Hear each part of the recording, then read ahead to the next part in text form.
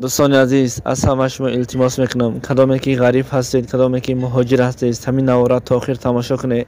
این درد فقط همو غریبایی که در غریبی رنج و عذاب کشیدگی هستند میفهمند. البته خوب ویدیو را تماشا میکنیم، بعدا ان شاء الله که خواهیم فهمید. دوستان عزیز، بیاگان دشنام، بیاگان حقارت.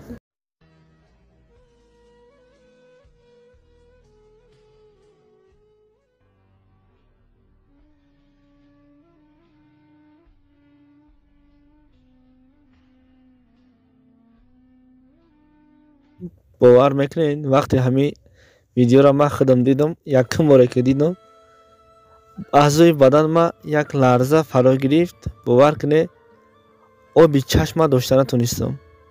به نهایت گریه کردم، گفتم پروردگار قادر بود که در جای نمی برادرمان من یا که حتی شما میشدیم. برای همه دوستان عزیز، غریبی آسان نیست.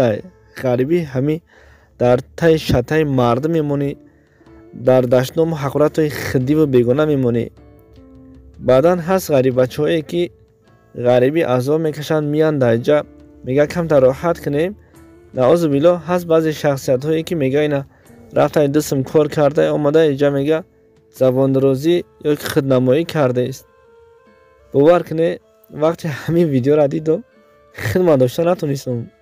باورم کنید یک حالتی هست که بیچاره میغلطه و پس از غلطیدن با دست خودش همون جایی که درمان شید میماند.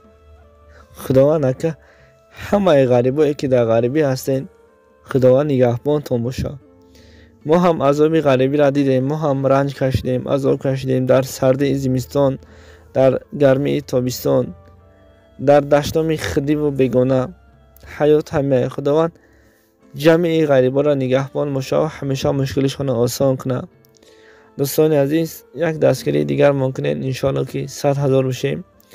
تشکر زیاد به اون شخصانی که 94,000 کردید. خداوند از همه شما راضی باشه و برکتون باز هم از این دیده زیاد کنه. ای الله، سلامت باشین دوستان عزیز، سلامت باشین. مینا دارم ای همه شما. خداوند غریبا را نگهبان باشد. امین.